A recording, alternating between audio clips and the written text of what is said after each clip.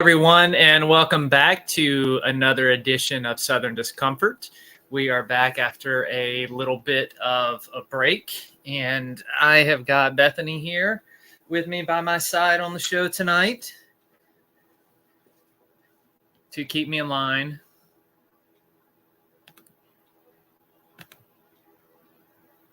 Can you say hello, Bethany? Hello. So, I don't think anybody's... I'm going to hop on chat real quick. There's PPR. I see Dustin in there. So we'll wait a few minutes and let folks tune in.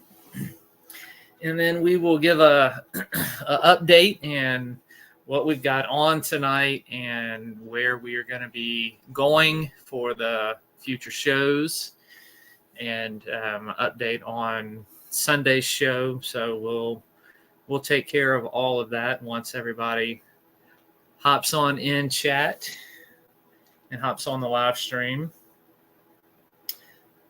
So I'm going to give a little bit of an Octagon Hall update as well, and kind of let y'all know about our trip there.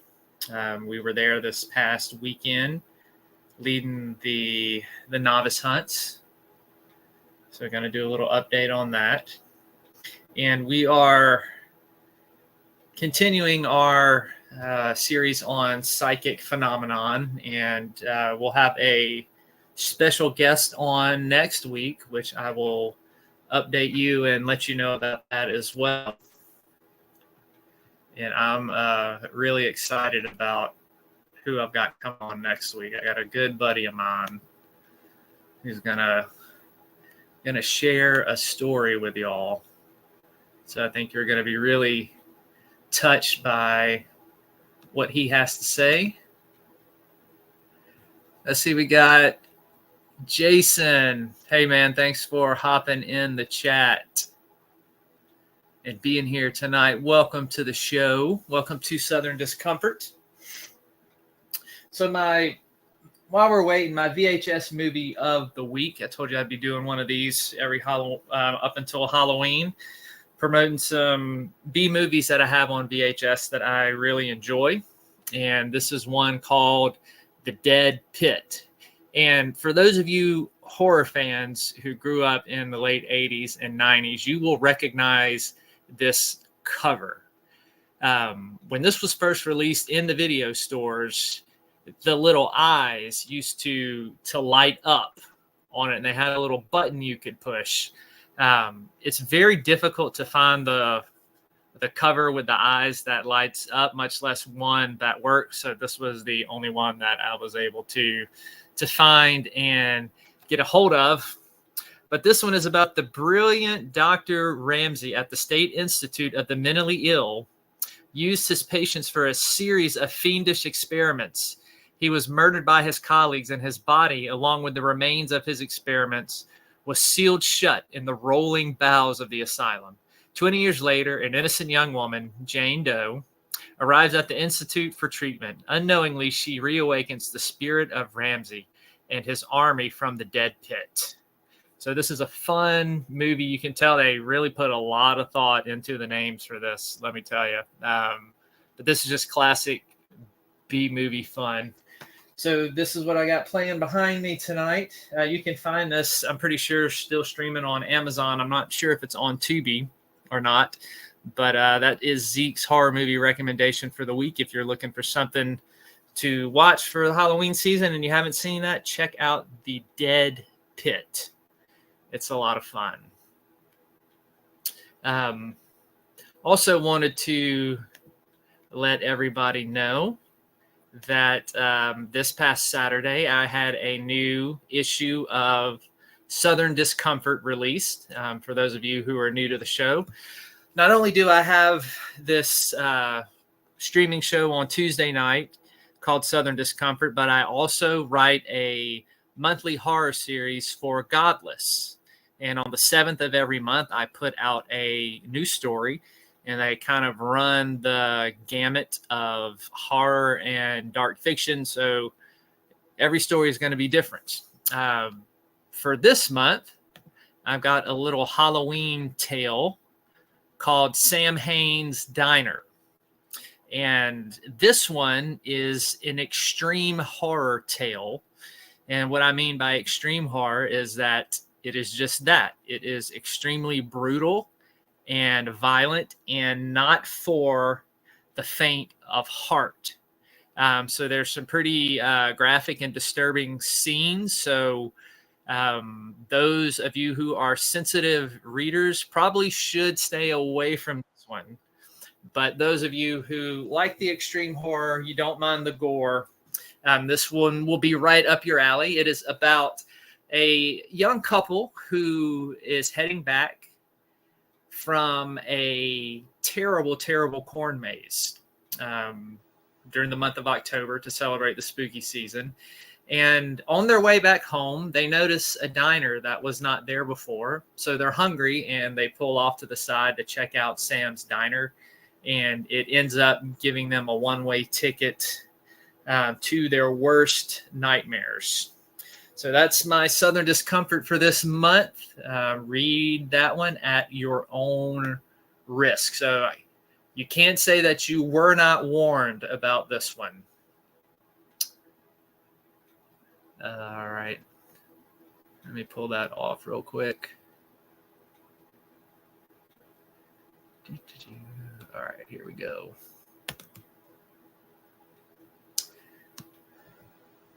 Let me pull Bethany back up. She flopped off. Hey, baby, did your internet go out? Yeah, it's been blitzing in and out, but I'm still here. All right. So before we get into tonight's topic, which is poltergeist, we're still in our psychic and paranormal series that focus more on the psychic phenomenon side.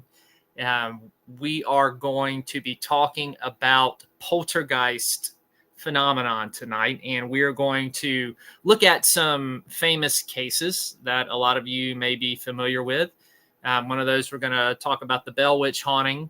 We're going to talk about the Enfield haunting and a couple other ones, and we're also going to look at Skinwalker Ranch. I see we got some new people in chat. Mr. Rogers, Ginger Paranormal, hello. Thank y'all for stopping in. Anybody else I missed? VHU Paranormal, thank you for stopping in and hopping on the chat. Glad that y'all are all here with us tonight. But before we hop into talking about these famous instances of poltergeist phenomenon, just want to give you a little update on my experience at Octagon Hall this past weekend in leading the novice hunts that we had going on. I had a first for me. Friday night, while I was leading one of the groups, I was in the upstairs. That was my place where I was leading the groups. And we were in one of the rooms, and I was talking to my group and just kind of giving them some pointers on what to do. And as we're sitting there talking, something yanks my walkie-talkie on my waist, trying to just pull it off my belt. It was so much force, it jerked me like that. And it was unexpected. It jolted me for sure and caught me off guard. And so that was a first for me. We also had an experience in the upstairs on Saturday night. Saturday night wasn't a lot going on in the upstairs until the last group. And my last group that I had in there in one of the bedrooms, we're all standing around the bed and facing it. And I had Dustin's little Scare Bear sitting up on the bed with some pillows to make sure that it couldn't fall over. And what I like about Dustin's little scare bear is it's not very sensitive. Like, you really have to tap this thing to make it go off. And so we're sitting there, they're talking and trying to communicate. And then all of a sudden we hear these loud footsteps behind us, just like boom, boom, boom, boom. And then we feel this cold wind just blow through the room.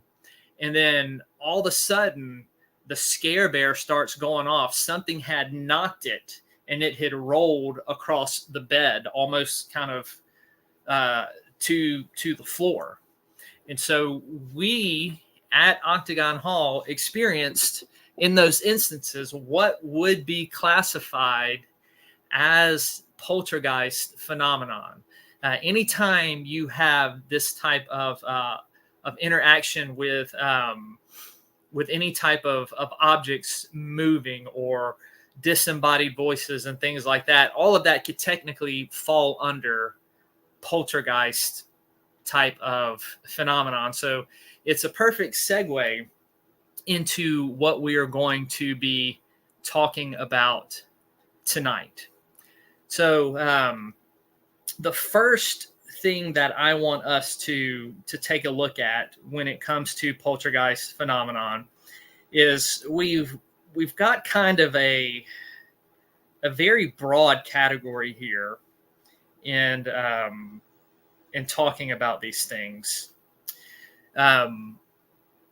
Some people attribute poltergeist phenomenon to spirits.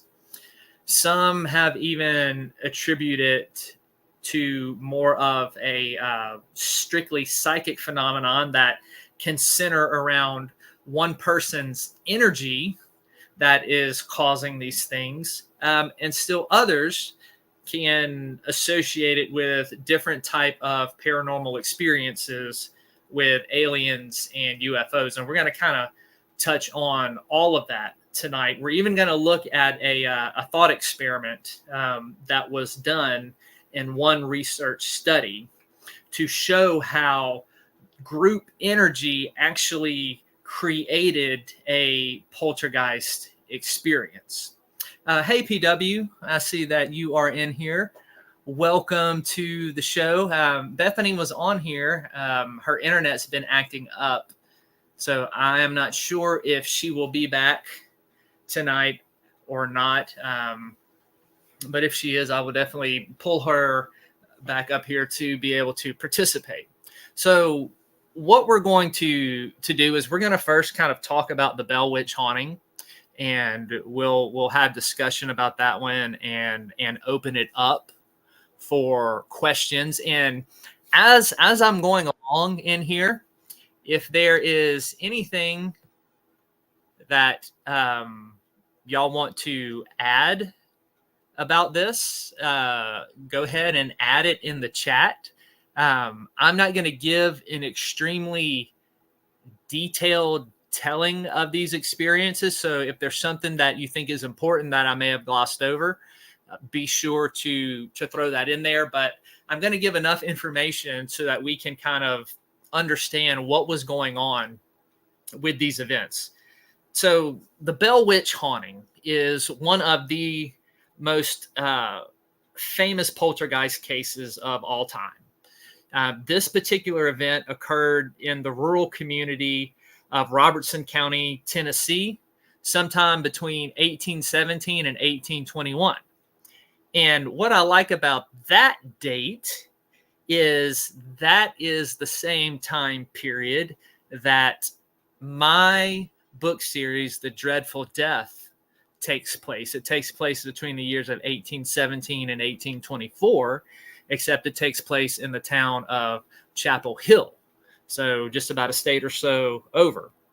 But anyway, it's during this time that poltergeist activity erupted all over this farmland that was owned by a name of John Bell.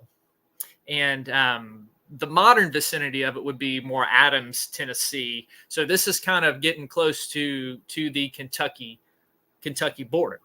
So a lot of you in Kentucky and Tennessee, very, very familiar with this particular event. So the Bell family, there was Mr. John Bell, there was Miss Lucy Bell, and they had 9 kids. And they lived this isolated life on the farm. They had their kids doing farm work, pretty much living in solitude. And their lives were going on pretty much very simple and untouched and unharmed until all of these rare phenomenon start happening around the farm. And as typical in most poltergeist activities, things began to happen slowly. A thing here, a thing there. And then as it went on, it just began to escalate more and more. Yes, Elysium, we're talking about the Bell Witch haunting right now. We're talking about poltergeist phenomenon tonight. And Bell Witch haunting is one of the things that we're looking at first. So the way that it started is they started to hear little scratching and pitter-patter sounds in the middle of the night. Now, since the family lives on a farm, they weren't alarmed by these noises at first, because it could be a field mouse, could be a rodent, anything like that. So these little bumps in the night, scratches, they didn't think anything of it. However, as it went on and on and on, and all these little bitty bumps in the night started to grow louder and more insistent, they soon graduated from these like little scratchy mouse sounds to what seemed like very large animals intruding onto the property. Mr. Bell goes out, he's checking the premises, can't find any signs of wild beast. And then just up in that first year, it was just kind of weird noises, animal-like noises that we could attribute to that. But then in the next year, in 1818, things really took a new turn. And it was around midnight, these rumblings took place. And instead of them just hearing these kind of animal-like scrape and scratching sounds, one night they heard loud knocking and banging and thrashing, which sounded like a human intruder into their home. So they get up and they check around, but there's no human intruder inside of their home.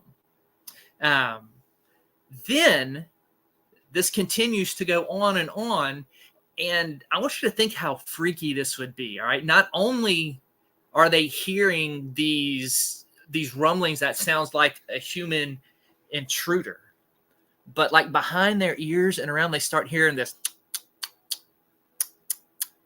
lip smacking sound. And I want you to think about hearing that in the middle of the night behind your ear. Talk about just send chills up and down your spine. So they described it as if it was of somebody like smacking their lips, almost trying to speak and to form words. The lip smacking goes on, and then it escalates to the sound of somebody choking and gargling. So you can already see in the course of the year, we're going from animal scratching sounds to bangs, thrashings, and now they're hearing human-like sounds. And then the sounds graduate to sheets being snatched, covers being thrown off of the Bell children during the night.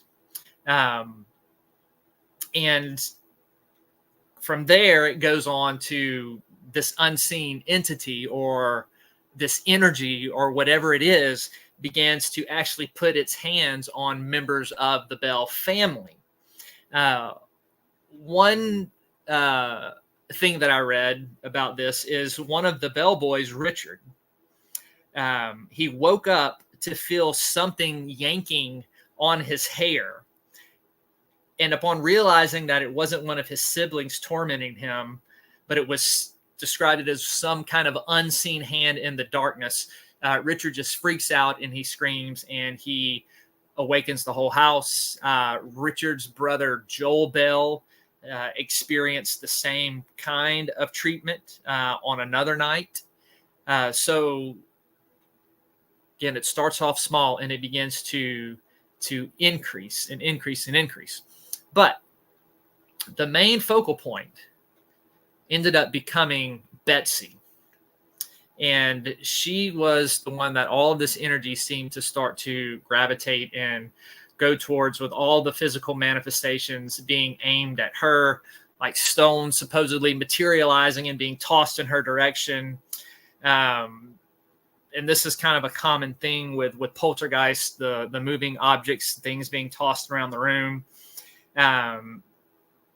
So she was seen having stones hurled at her during all of this. And they began to get really, really concerned, because now people were being put in danger.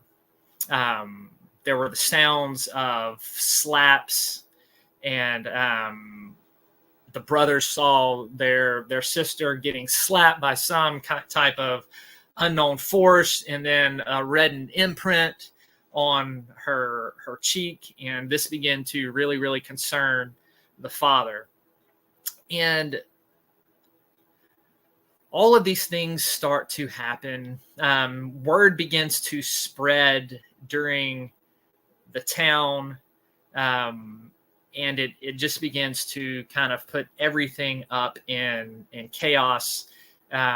Neighbors started watching the house. Some of them reported seeing things that were going on.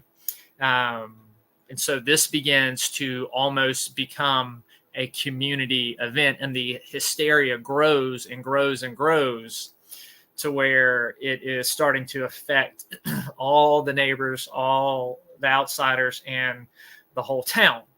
So as you can imagine, there are some people in the town during this day that believed in what was going on, and there were some people who were very, very skeptical about sticks and stones and all of these things flying. And then they have instances where trying to communicate with the entity or the energy through taps. And so all of this phenomenon, there's a lot more that goes into the Bell Witch haunting, and you can do a lot of research on that. There's been tons of books written about it. So if you really, really want to dive in deep, there are resources out there for you. I bring up the Bell Witch haunting because of just how impactful and how famous it was, and the debate. These phenomenon began to seem to center around one person, and they kind of sometimes jump from person to person. So a lot of the debate out there is whether poltergeist experience is caused by a spirit or is caused by the energy and the distress, the emotional distress off of one person. So for those of you in chat, I would be interested to hear if anybody wants to add things about the Bell Witch haunting, if you have studied it, maybe where you come down on this. Do you think it is real? Do you think it's hoax? Do you think it was a real spiritual entity, or do you think it was more of just energy, or do you think it was a delusion? Whatever, I would be interested to hear if anybody has something to tell on this, or has anybody been out to the site where this supposedly has happened? So now we got people from Kentucky and Tennessee that watch the show. So would be interested to hear that. And Bethany, if you've got anything that you've read or heard about the Bell Witch haunting, go ahead and throw that in there. And I'm going to check through the chat.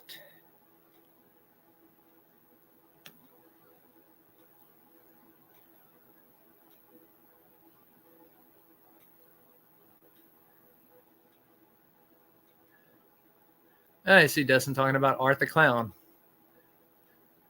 I get my Art the Clown out, mask out. Dustin?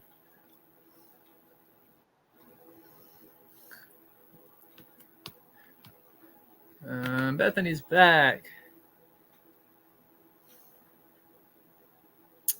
So yeah, Soul Watcher, this is a very cool one to definitely research. So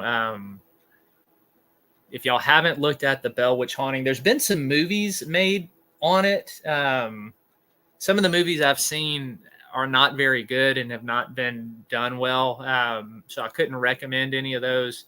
So I would just more encourage you to go read it on your own and kind of see where you fall down on what you think was going on with the Bell Witch haunting. So I was saying, Bethany, if you had anything to ask or add, or maybe that you've read or heard about this particular phenomenon that you wanted to bring up.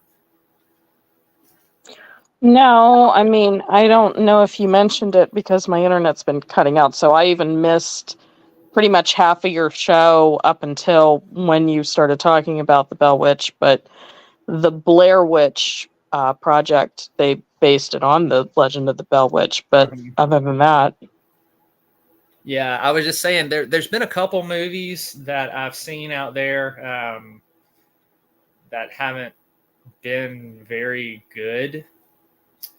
So I can't recommend any movies, but there are tons of books out there on it, and there's tons of stuff to research. Like if you want to know the story and the history, and if you want to go through, like I just mentioned some of the paranormal activity that went on just to kind of show how it escalated, but this was by no means an exhaustive coverage of everything that happened. Right now, I'm just kind of doing this to introduce folks who have never really looked into some of these famous cases that we're going to be talking about tonight. And the Bell Witch is definitely one of those.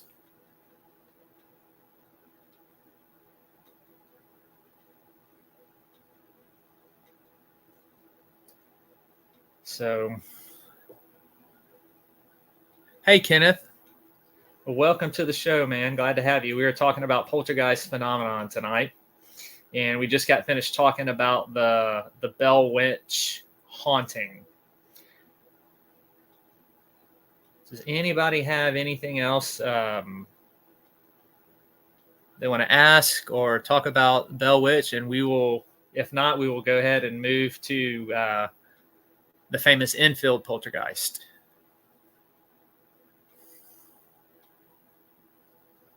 Yes, PW, they're very interesting.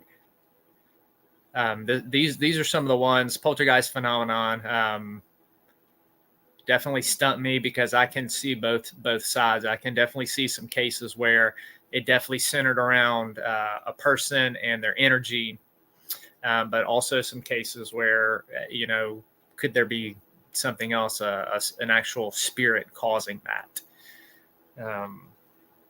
So this is just for me to put this information out there so that you can go and research it on your own. So the Enfield poltergeist. Everybody ready to go on to that? Not seeing anything in the chat. So we will we'll go ahead and go on to Enfield. Now, for those of you who are fans of the Conjuring movies, The Conjuring 2 was based around this story of the Enfield poltergeist. If you haven't seen the Conjuring movies, and if you are a fan of the paranormal, you are missing out. These are some of the best movies on the paranormal, modern day movies out there. So if you have not seen them, you need to remedy that and go and get a hold of them and watch them as soon as possible. Some of my favorite horror movies out there, modern day, is the Conjuring universe stuff. So Enfield haunting takes place in the suburb of Enfield in London, England. And The residence where this happened on Green Street is just your normal, everyday type of people. Yeah, little did anyone know the extreme paranormal events that were about to go down and unfold within a house up on this street. So this all centered around the Hodgson family. And Peggy Hodgson was a single mother. She was a middle-aged woman, recently separated from her husband, and she was trying to start over with her life while having her hands full with her 4 children. So this lady's barely making it by financially. She's getting by through her husband's child support and whatever financial assistance programs that she was qualified for. And she was known for being a very warm lady, very kind and polite to all those that encountered her. She had 4 children, 11-year-old Janet, 13-year-old Margaret, 7-year-old Billy, and 10-year-old Johnny. Adding to her stress. All right. So in poltergeist phenomenon, it's important that we talk about the emotional stress that a family is going under, because this definitely contributes to, like we've talked about, the energy and the forces that can trigger this type of phenomenon. One of the things that was making the family life so stressful is that 10-year-old Johnny was recovering from cancer, and he often went away from the house for treatment, and there was just a lot of stress and tension in the home. You think about that, a single mom with 4 kids, barely making ends meet, and one of her children has cancer. That is enough to heighten the emotional drama and stress of any sane person. And so there's a lot of this stuff going on in the home. And in 1977 is when things really started to take a weird and strange and, dare I say it, spectacular sort of turn. The first phenomenon that I could find, August 30th, 1977, Miss Hodgson was first alerted that something wasn't right in the home. Johnny and Janet began complaining of hearing strange knocking sounds on the walls, and even incidents in which the furniture, including their beds, seemed to move by themselves. Janet is quoting as saying the bed was, quote unquote, going all funny. So whatever this was that the kids were talking about, it always seemed to stop when Peggy walked into the room. So the kids would be calling for her and telling for her to come look, come look, come look. And as soon as she would come into the room, it would stop. And so this poltergeist activity, whatever was causing it, would become very scarce as soon as Peggy showed up. But as time goes on, it's not going to stay shy around Peggy for very, very long. The next night, Peggy hears the kids again. They are complaining of strange sounds and movement. And so, you know, you can imagine how maybe she's tired, she's frustrated, she's exhausted. She comes up to the bedroom, and she was told by her children that a chair had moved by itself. So Peggy, in order to just kind of, let's just end this, let's get this over with, to satisfy her children, she just takes the chair out of the room. She's like, well, I'll fix this. I'll just take the chair out. So now, you know, there's nothing to move. You don't have anything to complain about. You can go to sleep and you can let me rest. So, and she also thought, you know, this is just kids' overactive imagination. And so she thought once she removed the chair that this would all be done with.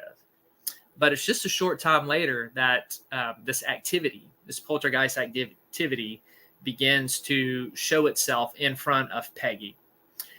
She too then begins hearing the strange sounds that the kids were talking about, the knocking, the scraping, the sound of furniture being moved. And it all sounded like it was coming from Johnny and Janet's room, just like they had told her. So she goes in the room, she finds the children asleep in bed, but she's still hearing the noise, even with them fast asleep. She hears the sound of someone knocking on the wall. She's not sure what's going on. She turns on a light, and as soon as she turns on the light, the poltergeist energy activity, whatever you want to call it, decides to show itself. For when she turns on the light in a fully lit room, this is what was reported happening, that a heavy dresser suddenly sailed across the floor and stopped in the middle of the room. This startled Peggy, as you can imagine it would anybody. And she just kind of left it alone. She didn't really know what to do with this. She didn't know what she experienced, didn't know how to explain it or anything like that. What she did know is that something very, very unusual was happening in her home. So she ends up getting scared. She takes all of her kids and they flee the house. And they go over to their neighbors, Vic and Peggy Nottingham, and they begin to stay with the neighbors. So the neighbors agree to look after the home. They kind of watch it, and they're kind of under the impression that, maybe there is an intruder of a humankind. And so they go into the home, and they too start hearing the sounds of the banging on the walls and all of the racket and stuff, and they couldn't determine its source. So unsure of what to do, they end up calling the police. And this is what I want to read you, because I did find the police report from Constable Carolyn Keeps, who comes into the picture. She was one of these no-nonsense type British police officers, and she would tell it as she saw it. And she supposedly sees a chair move a few feet across on its own accord. And here I'm going to read to you her police report of what happened.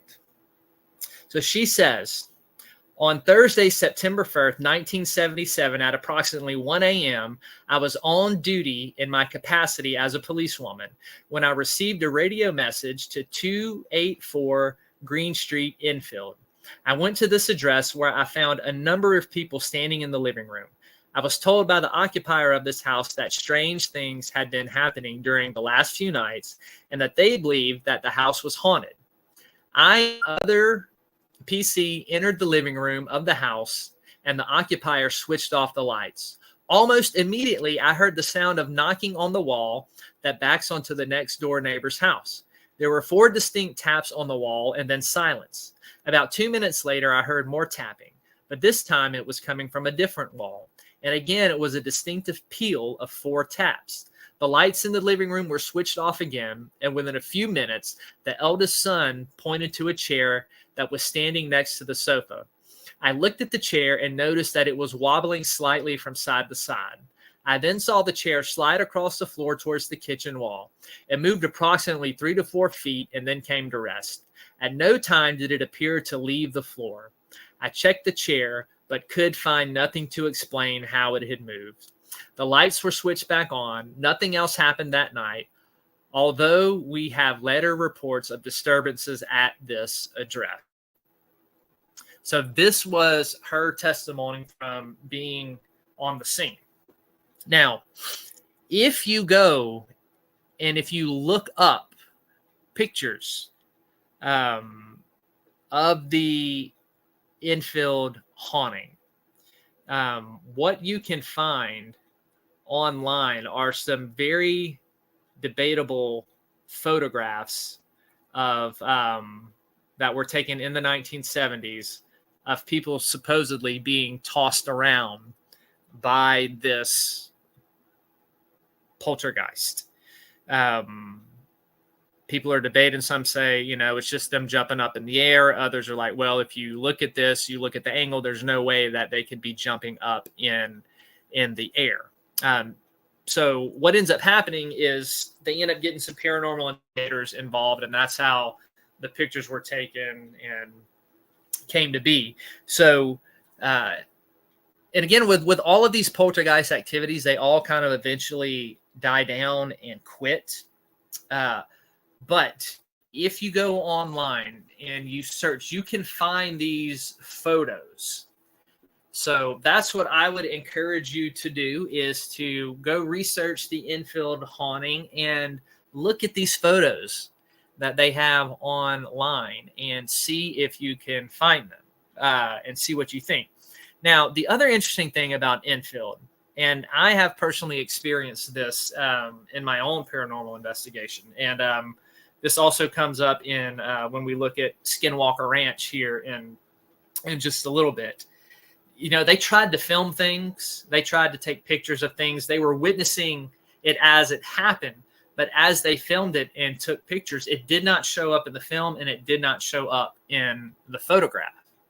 And, Dustin can affirm this when we've been in Octagon Hall and we have taken pictures of things and have tried to capture things on film that we all saw. The pictures would not come out, or they would be gone. So that type of phenomenon is definitely not hard for me to believe, because I have seen that with my own eyes and have experienced it. Now, whether or not the photos that they have are fake or not, that is to be determined. One of the things we do know is this was the 1970s, so it wasn't photoshopped or anything like that. It's just more of determining the angle. Was the angle that she is being tossed off the bed, is it physically able for a person to jump like that at that angle, or is she really being tossed? I don't know. You'll have to look at pictures yourself on the Enfield haunting. So that is just a very, very brief introduction to another famous poltergeist experience that definitely seemed to center around the children and in this home. So Bell Witch, Enfield, two of the most famous ones that I would encourage you to go research on your own. Again, with the Enfield haunting, there are lots of books, lots of stuff online. You can watch The Conjuring 2. That is definitely a great film about that story.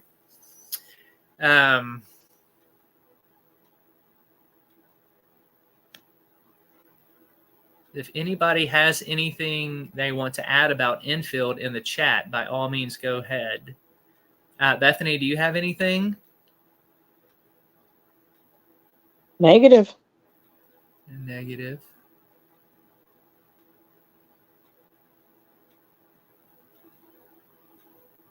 Anybody have any questions about Enfield?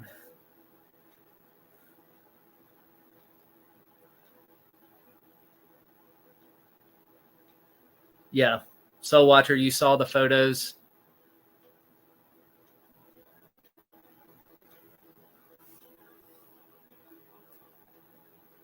Yeah, I would agree. The photos are definitely debatable. The thing with this, since those photos are debatable and they weren't able to really capture any photographs, the thing that carries weight for me in this one is the police report. That whatever it was, there was something going on, whether it's explained or unexplained. There was something happening in that home, and the police reports can confirm that. And the paranormal investigators also saw things being moved around, marbles being thrown across the room and stuff like that. So you can find more detail about all of that online. But that is the Enfield haunting. I'll wait a minute and see if anybody else has anything they want to add about that.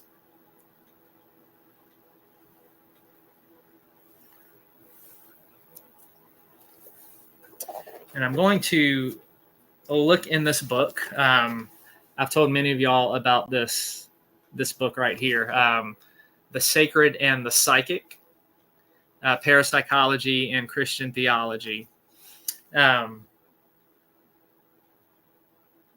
There is a section in here where he talks about an experiment that was done with some parapsychologists, and I'm kind of gonna just summarize it here and how this experiment goes. Now, what this experiment looks at is group psychosis, and how group psychosis can actually form energy and can actually cause things to happen. So this could be another explanation of poltergeist experience.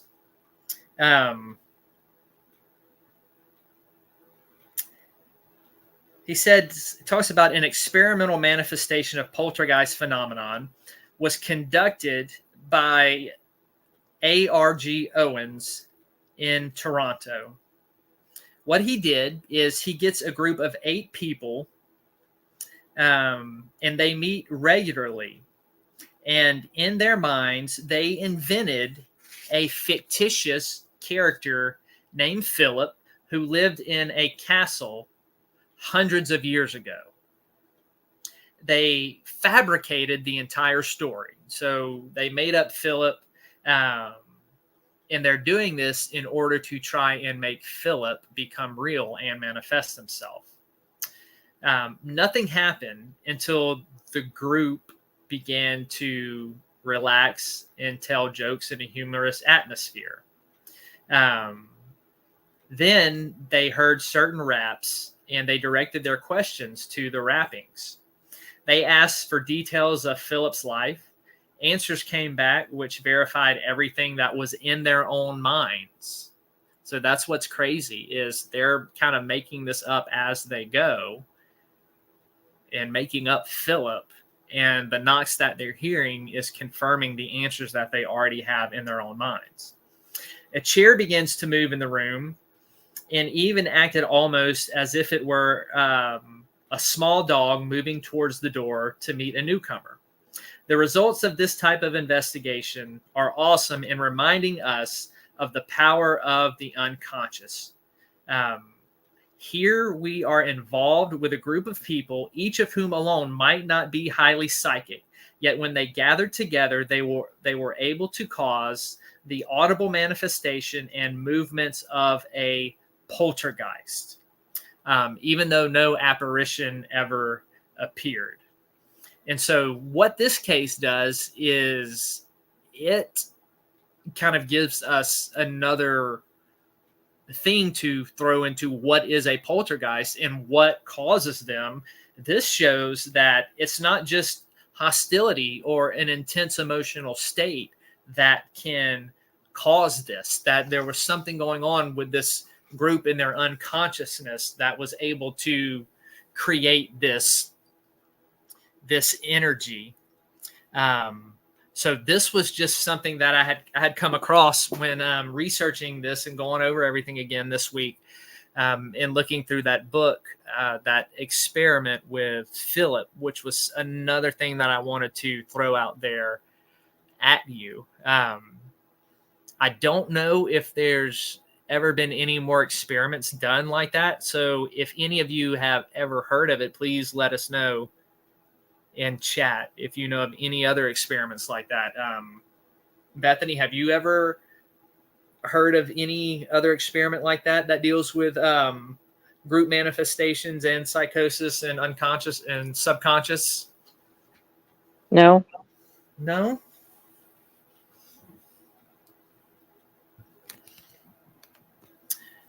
Yes, the power of suggestion. That's a good point.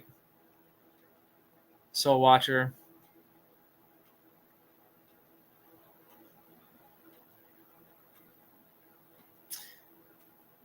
Yep. And this, you bring up a good point here, Soul Watcher. Let me put that up. It can lead down to too many paths and is potentially dangerous. There's, also the fact of did they conjure up something accidentally? That could be another explanation of what happened. So when we're talking about poltergeist and we're looking at these things, we can definitely see through different perspectives how it could make sense of they could have conjured up something. It could be just group energy. Poltergeist in Enfield and Bell Witch could be centered around somebody's emotional energy, or it could be an entity. I don't know. I don't have the answer. That's why I'm so fascinated with poltergeist. And then there's, my experiences at Octagon Hall.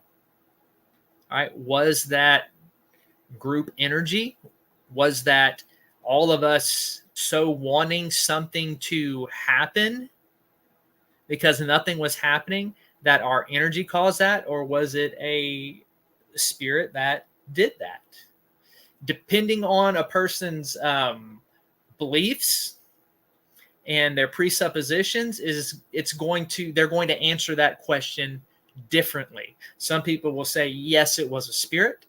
Some people who are solely, strictly, full-blown parapsychologists would say, no, that was just group energy, subconscious. That would be more psychic phenomenon. So I don't know. So if anybody else has anything else about what we have talked about thus far, before we move on to the last one we'll talk about tonight, which is Skinwalker Ranch.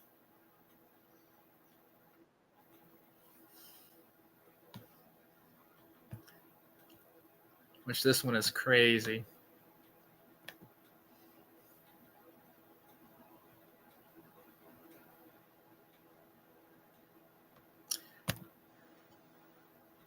Yeah, Soul Watcher.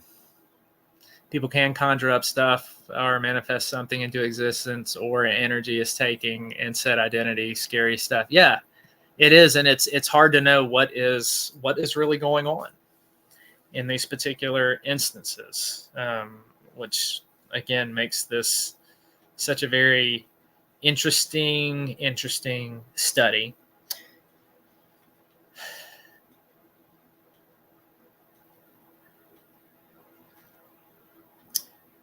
So those of you who watch TV, watch Hulu, you may be familiar with the show Skinwalker Ranch that kind of tracks the happenings that go on at this famous paranormal hotspot in Utah called Skinwalker Ranch. If you haven't watched the show, I would definitely highly recommend it. It is one of the most wild and fascinating things that I have seen in modern times. And what makes Skinwalker Ranch so wild is the amount of things that are reported there. Is you're not just dealing with what we would classify as strictly poltergeist or psychic or strictly paranormal experiences, just in the sense of spirits, but we have it in a broad sense in which we would include cryptid sightings in that, UFO sightings in Skinwalker Ranch. And so this Skinwalker, all right, when we look at that, this takes us back to Native American lore.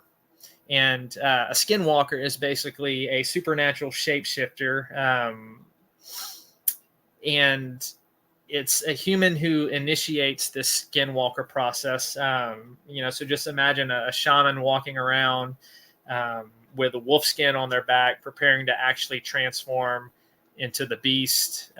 There's different legends around what a person has to do, evil that they have to do to actually become a skinwalker and a human who develops these supernatural abilities. Now, the thing about the skinwalker in Native American folklore is that they keep the secrets of the skinwalker strictly to Native Americans. They don't share it with outsiders. That's why it's remained still such a mystery, because they are very, very committed to keeping these secrets just within the Native American culture and community. And so you're not going to find much out there when you research this. As far as from a Native American standpoint, you'll find a little bit here and there, but nothing into great detail. So Skinwalker Ranch and the notion of this came really to broad media, national, international attention in the 1990s through a family who has been come down to be known as the Shermans. They bought a ranch in northeastern Utah on land which the local Native Americans claimed was cursed by skinwalkers. And after settling into this ranch, the Shermans soon had to agree that, yes, this land is indeed cursed. For not too long after they bought the place and after they moved in, weird things began to happen around the property. They would hear random banging and knocks at night. The sounds evolved into disembodied voices. Of course, all of this is classic poltergeist stuff, which is why we're including it in tonight's discussion. But they experience much stranger phenomenon than just your kind of regular poltergeist experience. They saw orbs of light. A lot of us paranormal investigators, we've seen these light orbs. We've caught light orbs on video. They saw strange shadow entities. Again, this is something else that us paranormal investigators have experienced, if you do it long enough, at one point or another. And even their livestock, they reported cattle mutilations as well. They also saw what they called a UFO, which was allegedly seen coming through portals that would randomly open over the horizon. And they reported seeing a wide range of UFO vehicles. And they said, and I quote, football field-sized vehicles, different crafts that were small and box-like, that some described in reading different things that looked like more of like an elongated refrigerator, and how these things would just defy gravity and hover over the ground with no obvious source of propulsion.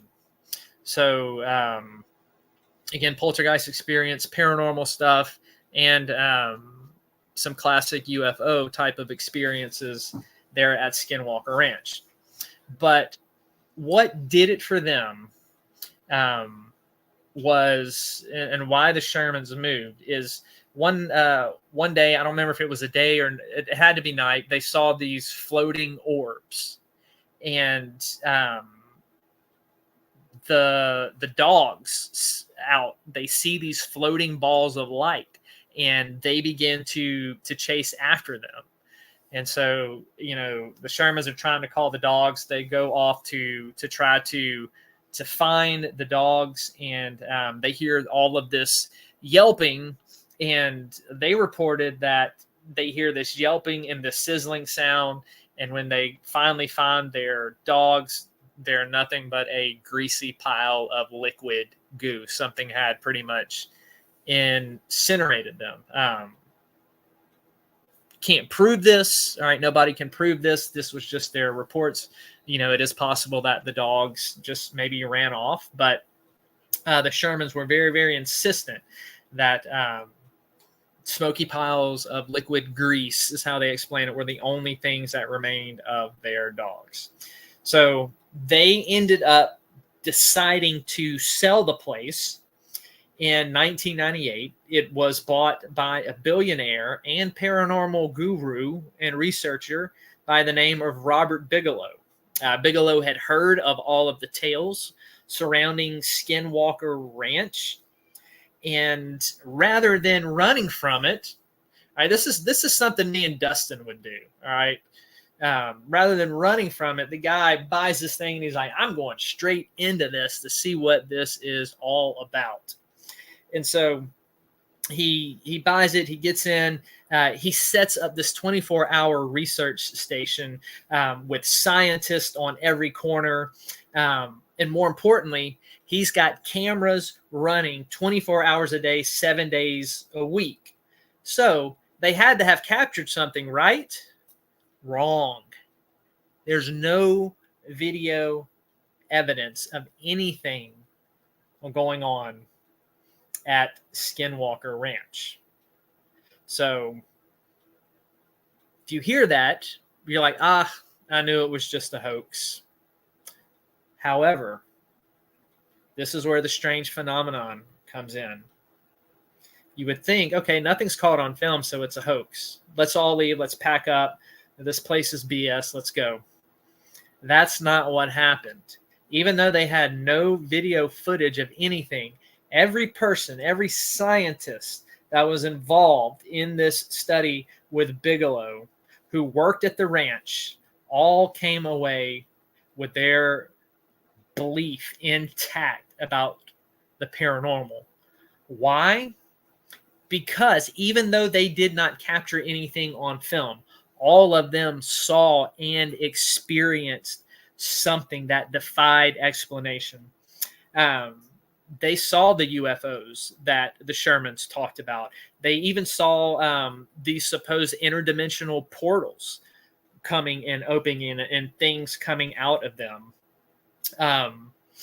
So even one of the scientists with night vision goggles swore that he saw this portal open up and a Bigfoot type cryptid creature come out of it.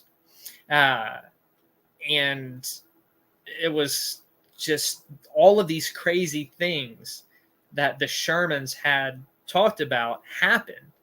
But what was wild is even with the cameras running, none of it was captured on film, even as they were there experiencing it. It's kind of the same thing that happened with Enfield that I was talking about. Through their video cameras and their pictures, they're sitting there seeing it with their own eyes and they're recording it, but nothing shows up in the film. So all of the cameras at Skinwalker Ranch malfunctioned and became inoperable whenever the manifestations occurred. All the scientists confirmed this, that, yeah, whenever we were seeing these things, all of our equipment was going haywire. One instance that the scientists report from Skinwalker Ranch is one camera that was situated high on a pole was found to be deliberately sabotaged with all of the heavy wiring ripped out of it. So they go and with their own eyes, they see the camera. It's ripped apart, wires hanging out. However, oddly enough, there was a camera pointed in the direction of the other camera that got torn up. So they're like, well, we can watch on the film and see what tore this camera up. So it should have picked up the other camera's destruction. However, upon watching the videos and the film, because the camera did keep filming all during this time period, at the moment that the other cameras went out, and something should have been ripping the guts out of it, the footage of the still operable cameras show absolutely nothing taking place. Just the camera mounted on a pole, minding its own business, nothing happening. Yet this obviously wasn't the case, because the people on the ground, they could look up and they could see the demolished camera right in front of them. So what they were seeing with their own eyes and what they went back and watched on the tape are totally, totally different. So it's as if this entity or this unseen force or whatever was operating there could somehow manipulate reality itself, manipulate the film, whatever was going on. It showed that the camera was not destroyed on the film, yet the camera was certainly destroyed when they're sitting there going back and looking at the camera itself with their own eyes and handling it with their own hands. There is a lot of more stuff that happens at Skinwalker Ranch. And what's different about this is that, okay, paranormal activity at Skinwalker Ranch, it's missing one of the classic pieces of poltergeist phenomenon, and that is a focus person. At Skinwalker Ranch, there seems to be no focus person. This crap just happens wherever and however. So there's also things that they get into with alien reports and different type of poltergeist experience and things moving when these things appear. And so you've got the phenomenon happening, but it seems like there are radically different causes when we go from infield to Skinwalker Ranch, or when we go from the experiment with Philip to infield to Skinwalker Ranch. All of these things fall under poltergeist experience and phenomenon, but it seems like they all could have very, very different sources and things going on with them. So there is definitely some more cool stuff that happened at Skinwalker Ranch. I do believe the series might still be, I think it was on Hulu. You'll have to double check that, but it is a cool series. So if you can still find that and watch it, it is definitely worth it. So Bethany, you got anything to add on Skinwalker Ranch? I do not. Emma, you do? Yes. Okay, so this didn't happen at, Skinwalker Ranch. This was a personal experience that I had. But I was staying at my ex's house one night, and I was doing a session, and he had told me that they had seen, alien-looking things coming from the back of the woods. And so I wanted to go out there myself and kind of test it out. And as I'm looking at the stars, I see this bright ball of, white light. And it was, dancing in the stars, moving so rapidly, all around in circles, flying and stuff, 1010% I saw a UFO, because no type of technology we have would even be possible for it to be moving that fast, in the sky and darting around and stuff the way that it was. So yeah, it was definitely crazy. Yeah. Definitely that type of activity with a similar activity at Skinwalker Ranch. So anybody else have anything they might want to add about Skinwalker Ranch that maybe I didn't touch upon? Or any questions? It looks like y'all are having some good discussions in the chat for sure.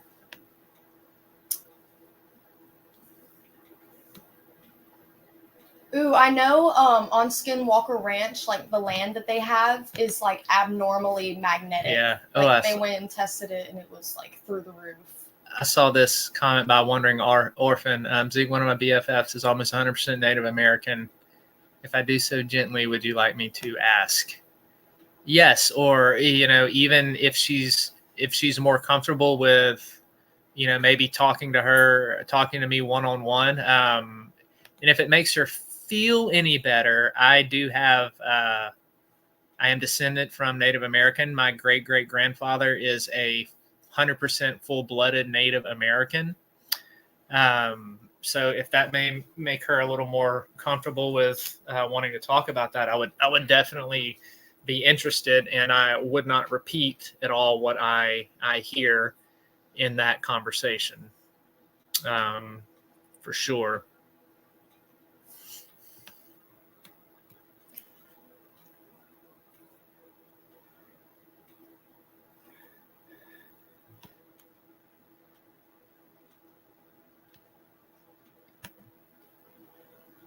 Yep, certainly Wondering Orphan.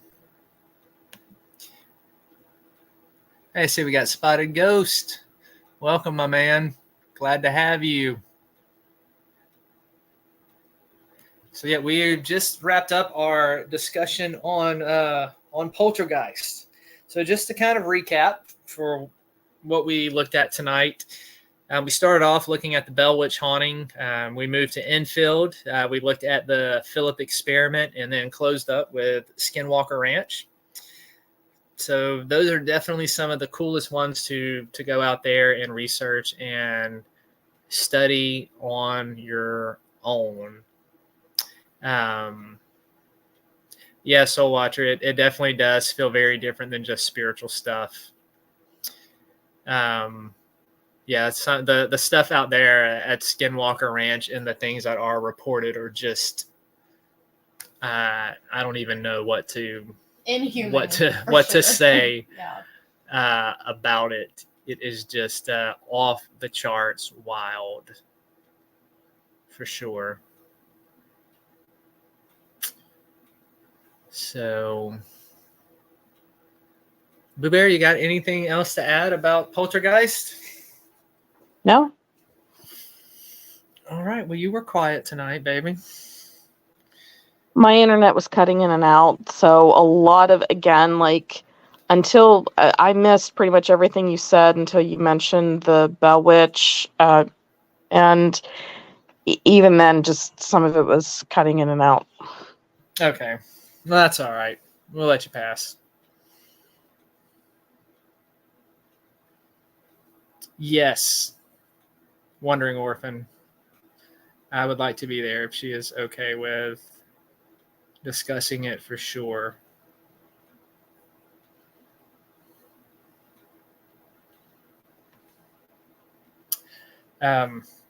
Well, for those of you who are new to Tuesday nights, what we do at the end of every show is everyone who is in chat and who has liked or shared this out, we're going to put your name in a drawing, and the winner gets to pick a free issue from my Southern Discomfort series.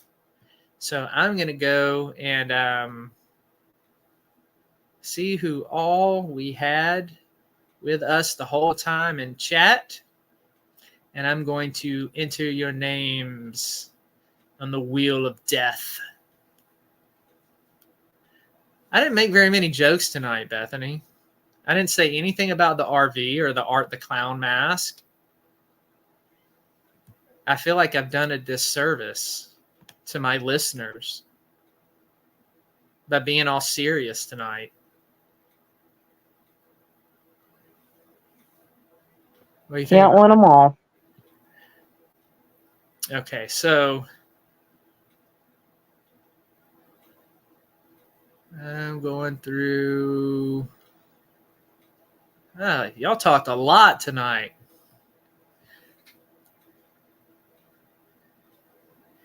All right. Let's see, PW. I know PW has won already.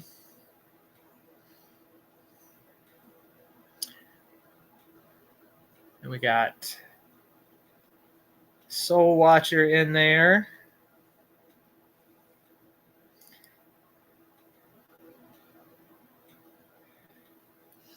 Let's see who else. Here we got Bud.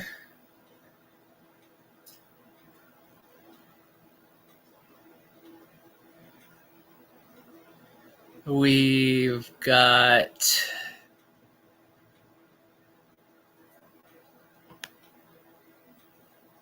Elysium.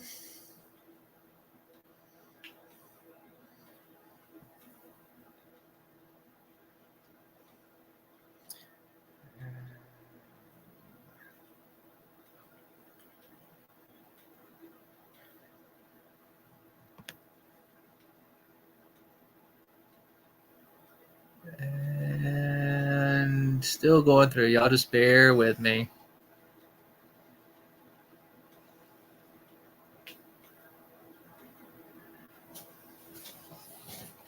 Now Kenneth is there. Kenneth already won. Kenneth, you still need to claim your prize, man.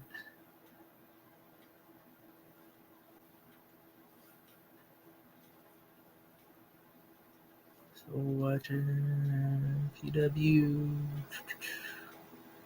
Emily.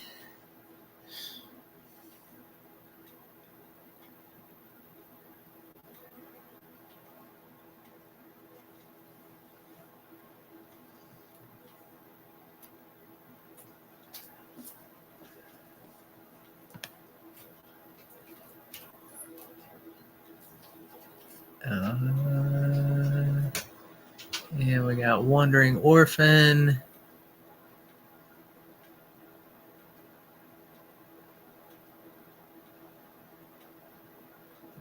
And Spotted Ghost.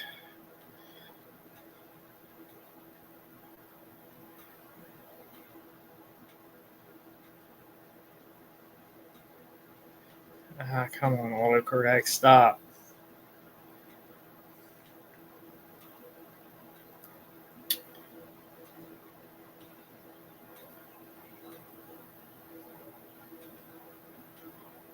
Okay, I think I've got everybody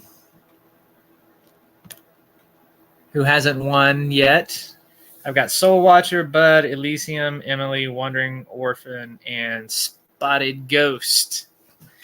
Is that everybody?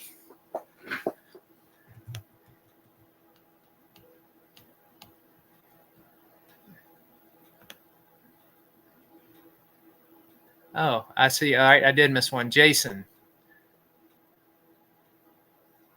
And Ginger.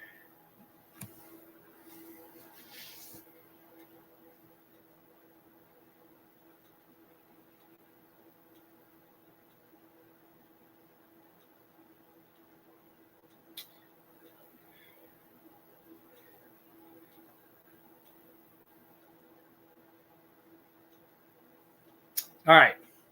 I've got everybody in. I'm going to go ahead and give the wheel a spin.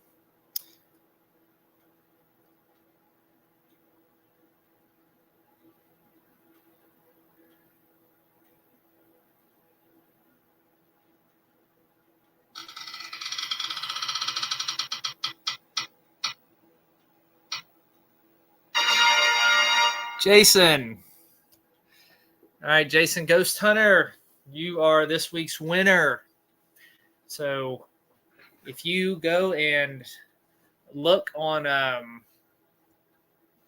the page to this channel, you will see a link for Godless in Southern Discomfort. And you look on there and see the Southern Discomfort, that issue that you want. And you can email me. I'll put my email in here.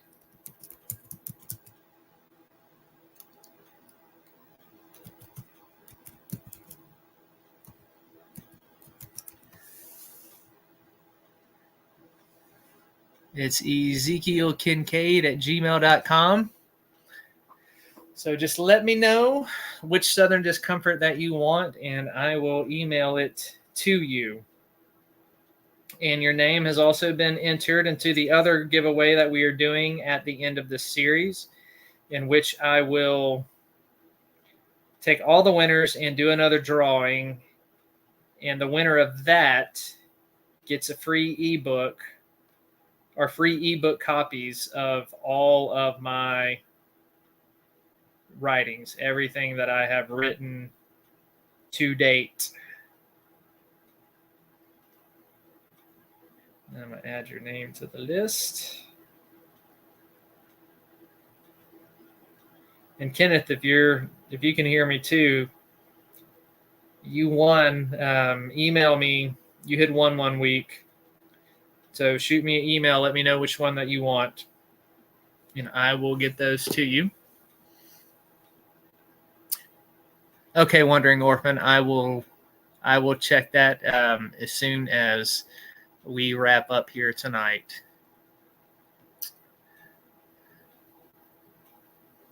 So that is going to be all for tonight. We're going to go ahead and wrap it up on Poltergeist Experience. Tomorrow night, we've moved the Sunday show to Wednesdays. So we are going to be back on. I'll be back on tomorrow night. We will be doing a live stream at 7 Eastern. This is going to continue our study in the book of Revelation. We're still in chapter 1, and so we're going to be picking that study back up. I had to change my schedule. Sundays were just not working anymore for me with stuff that I had going on. So we are going to try Wednesday night and see how that works. So y'all can tune in tomorrow at 7 Eastern, 6 Central, and we will be hopping back into our study on the book of Revelation. Next Tuesday, we are going to continue with our theme of psychic phenomenon, and we are going to be looking at the difference between psychic healing and biblical miracles. And I am going to have a buddy of mine on here who was miraculously healed of cancer. And he is going to be sharing his story with you and how that happened and everything that was involved with it. So I hope y'all come back and join us next week on Southern Discomfort when he will be with us. And we're going to be wrapping up here with everything pretty soon in this series. I also wanted to encourage y'all. PW, our paranormal witch, has an Instagram account in which she writes about all kinds of paranormal mythology, gods, goddess, everything under the sun that would fit into the paranormal or spiritual category. Even stuff in she's got some just good, cool history stuff as well. Her Lady Rose Instagram account. So if you have an Instagram account, go follow her. I think it's actually on here somewhere as well. I think we've got it on the channel page if I am not mistaken. But I'm going to look it up real quick and post it in the chat. Just in case we do not, I'll just bear with me just for a second.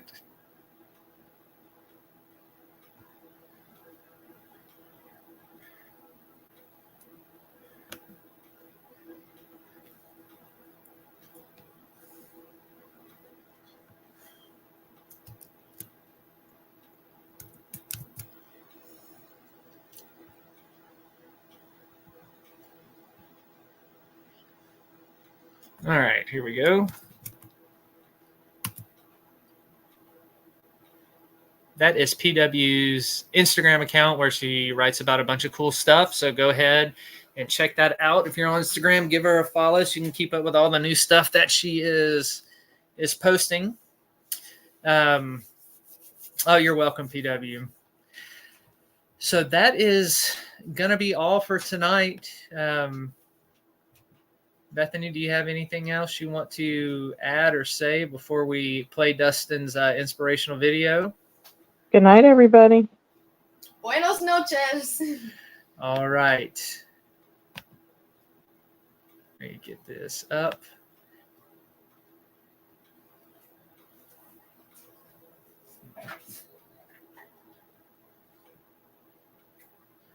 Bear with me.